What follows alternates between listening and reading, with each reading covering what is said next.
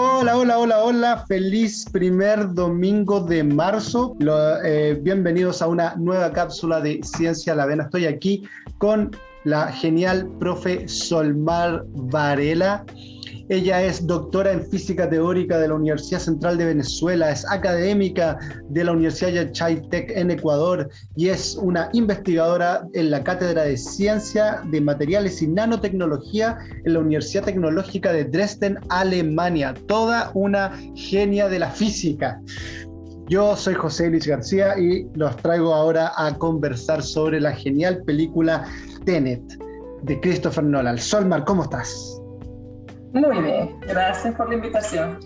No, feliz de tenerte. Con Solmar nos conocimos el año pasado, si no me equivoco, a través de TikTok, haciendo Sí. unos directos juntos, conversando, y fue fantástico. Yo aprendí mucho. Aprendí algo que en la U nunca logré entender, que eran los fonones.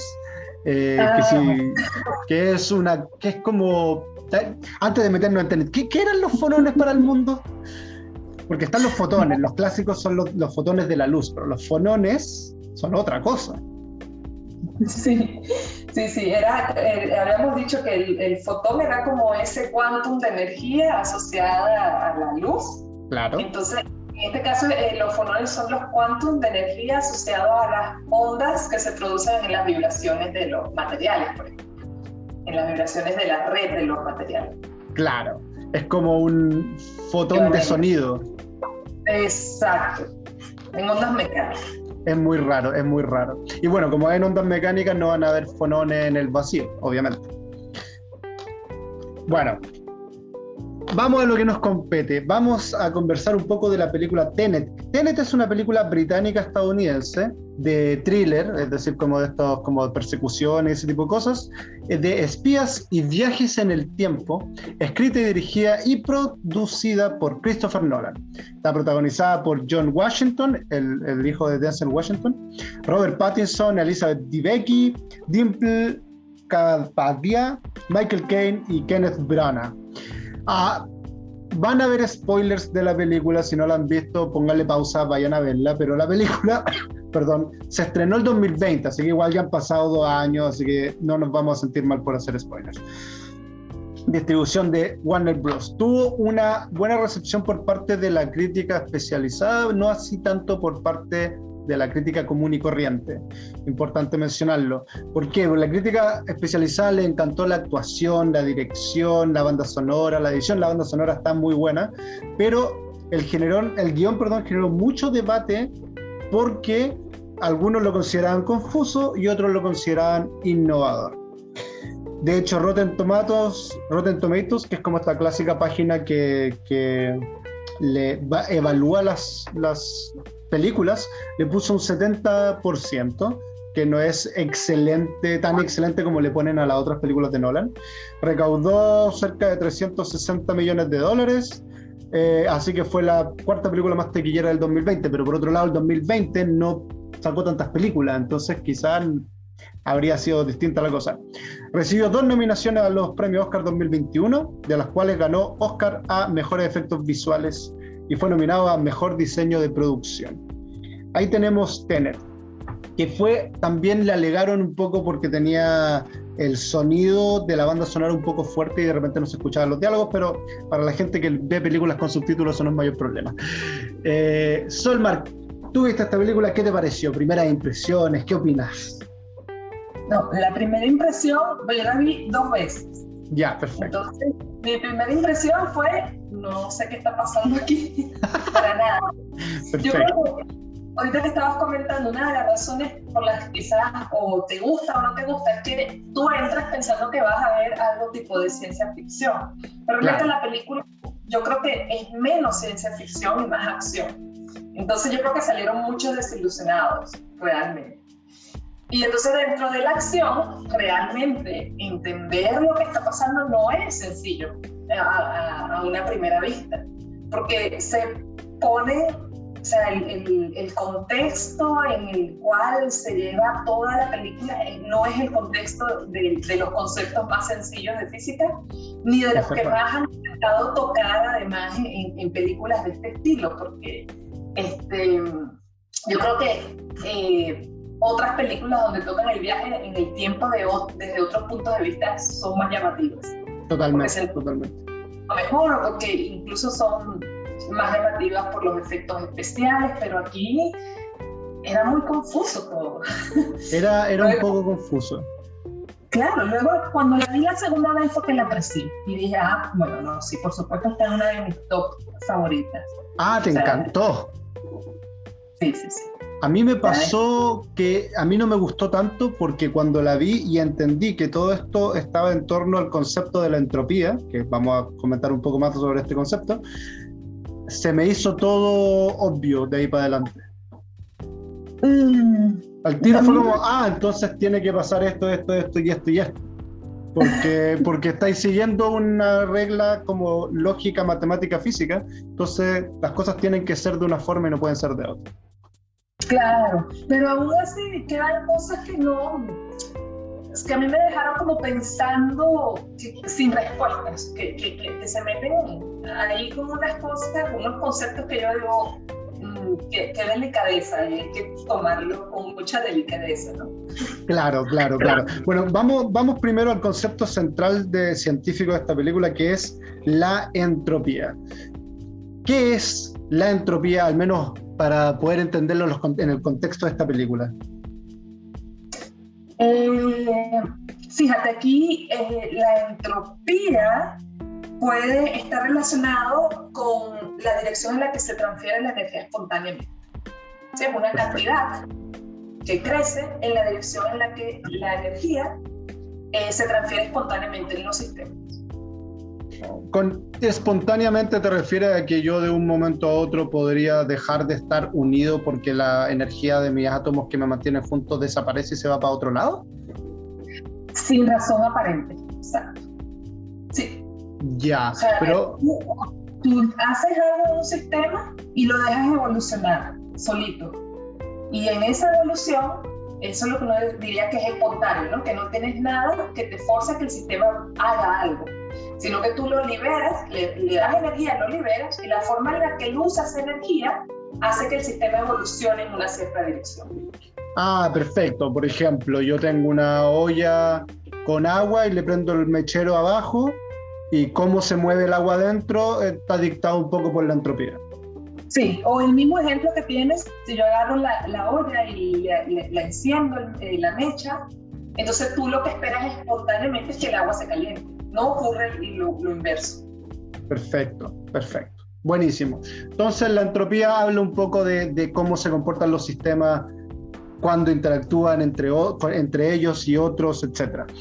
Y siempre expuesto a energía.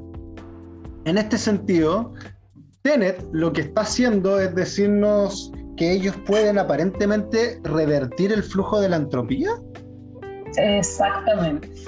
O sea que en una olla, si yo le prendo fuego, el agua se enfriaría.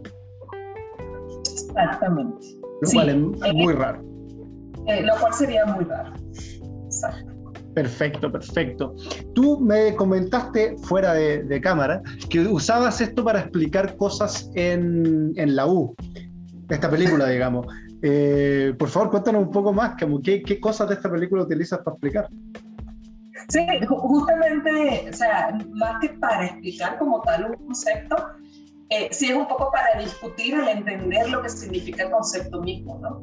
Perfecto. Porque salen muchas cosas que nos ponen a pensar realmente cómo funcionan las leyes de la termodinámica, si es posible o no lo que está ocurriendo.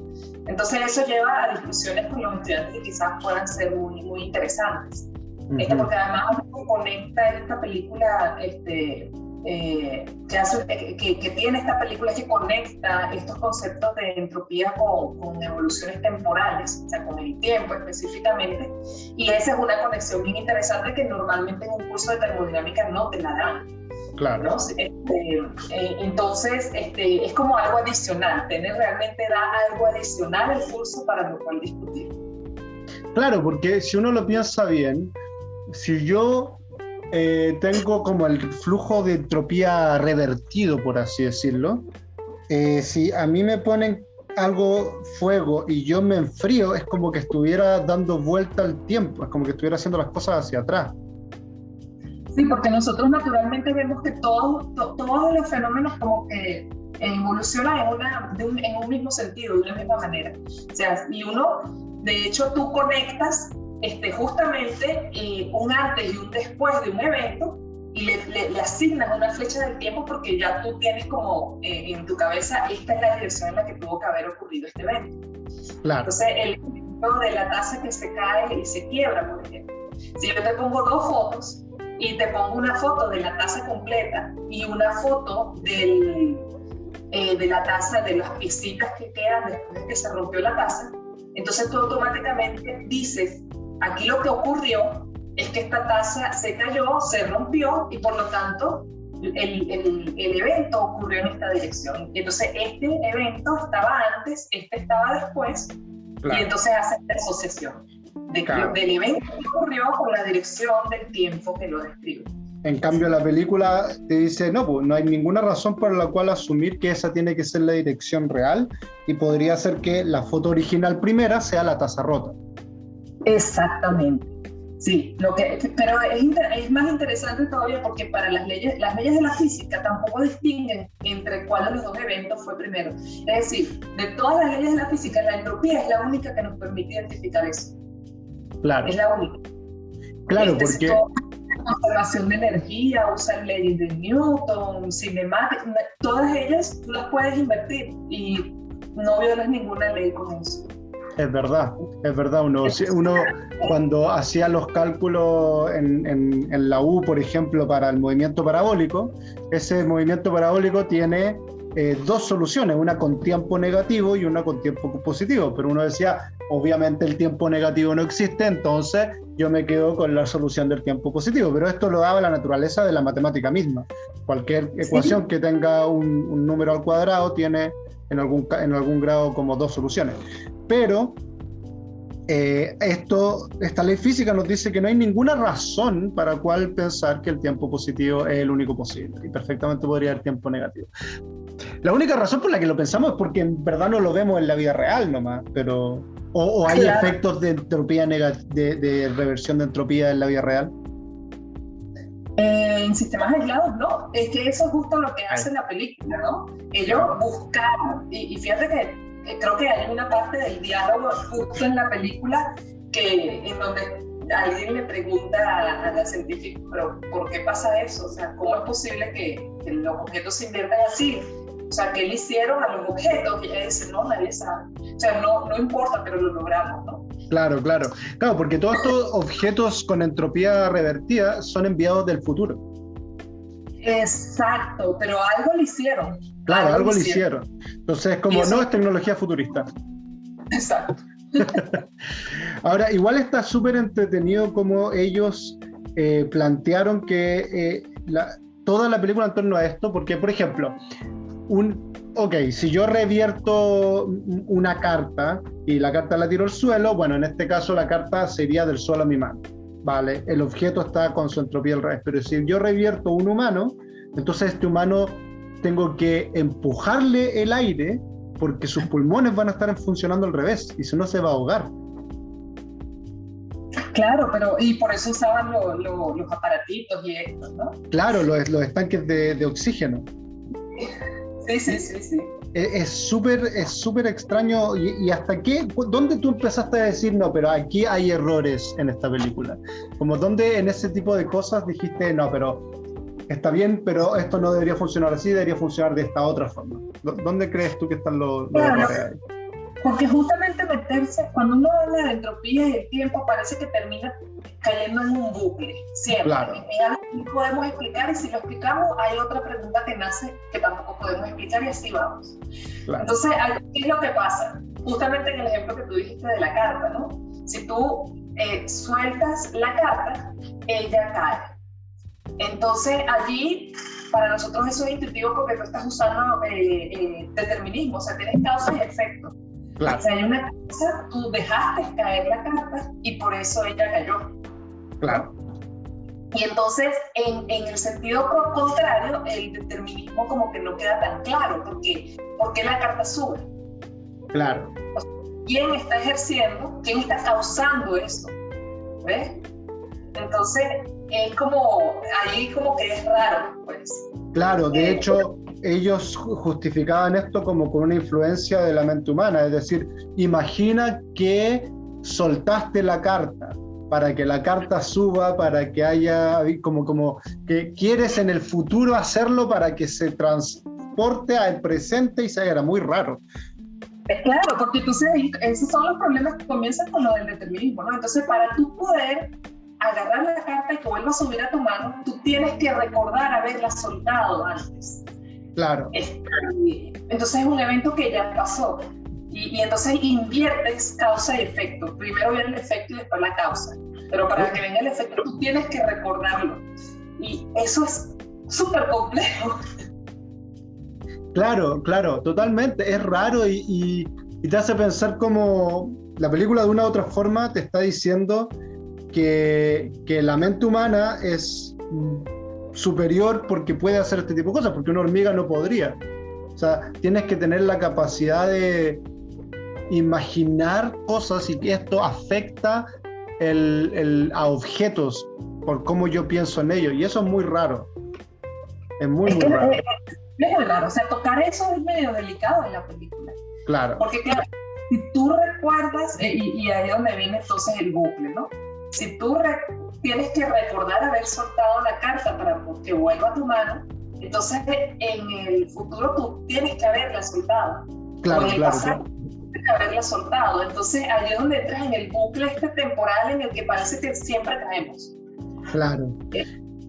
No, y bueno, o sea, obviamente esto es un recurso para la película para poder contar algo. Obviamente no, la película tampoco quiere ser...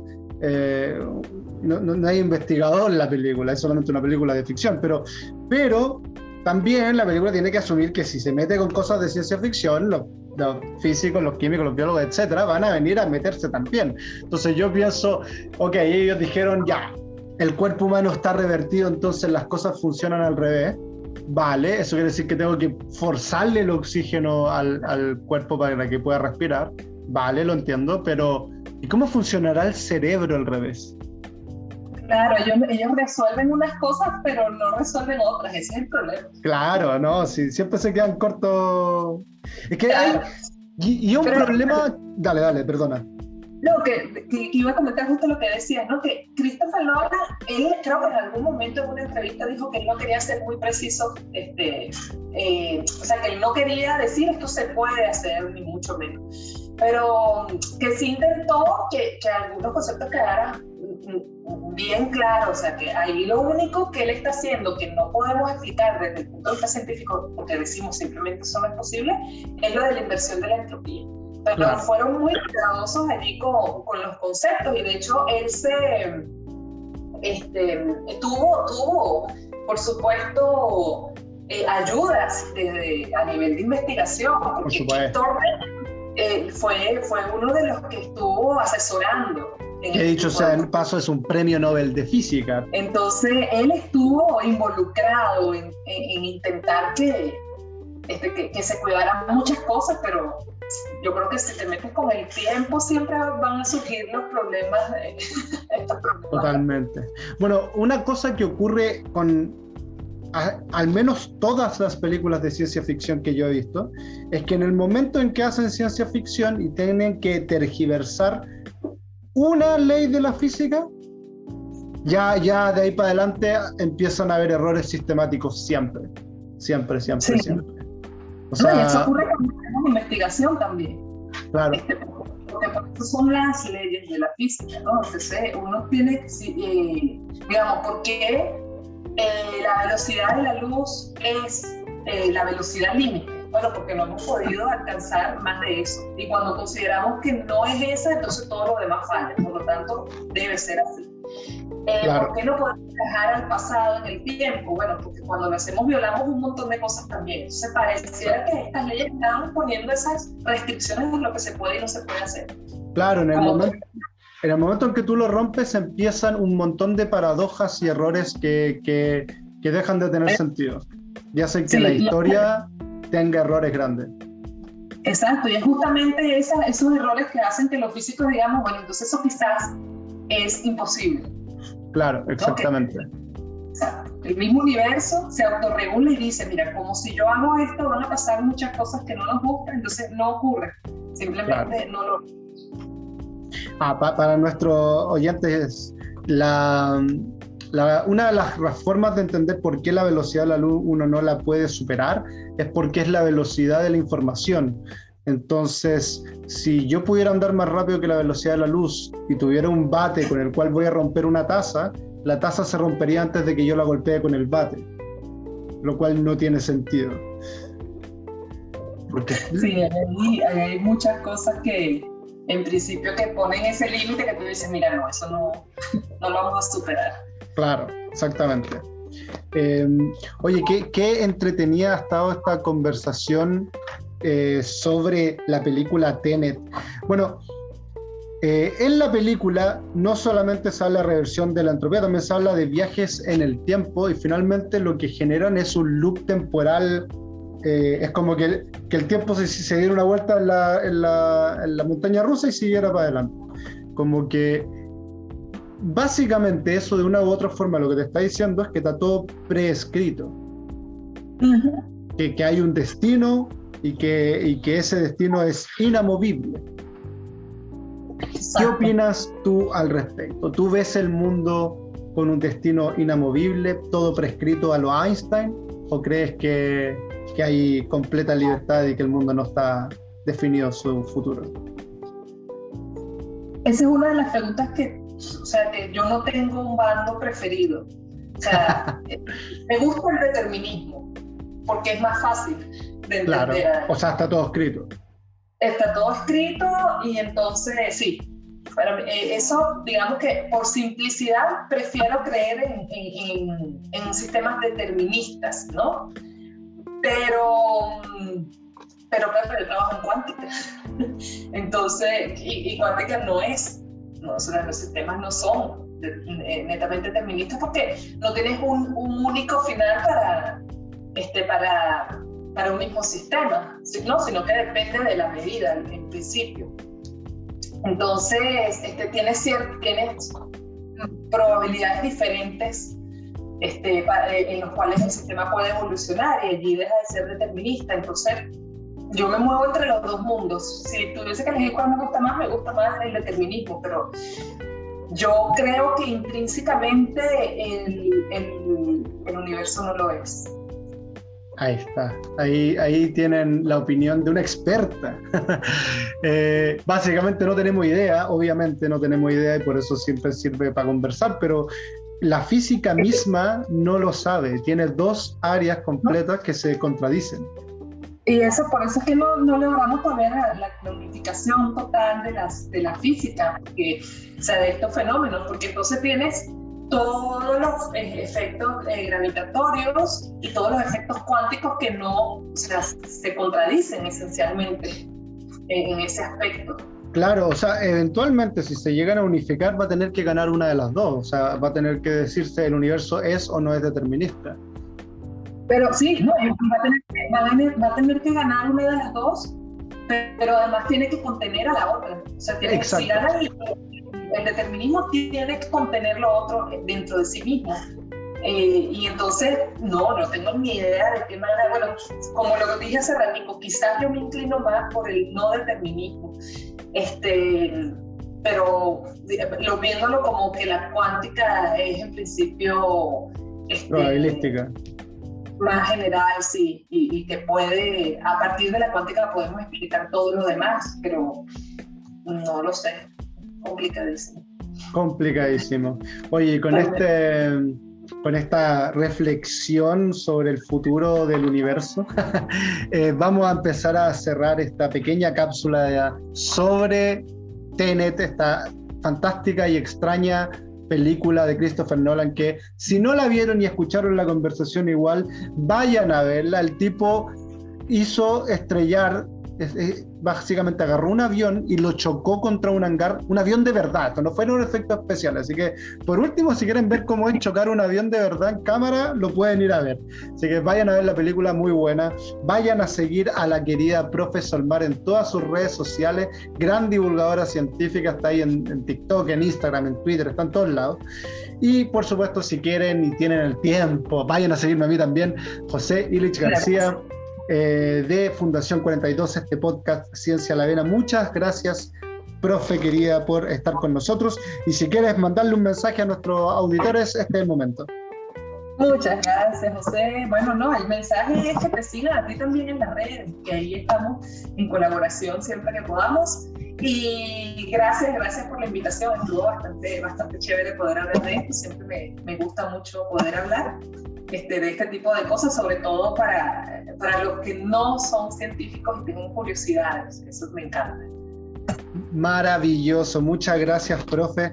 Queridas y queridos, nos despedimos. Chau, chau.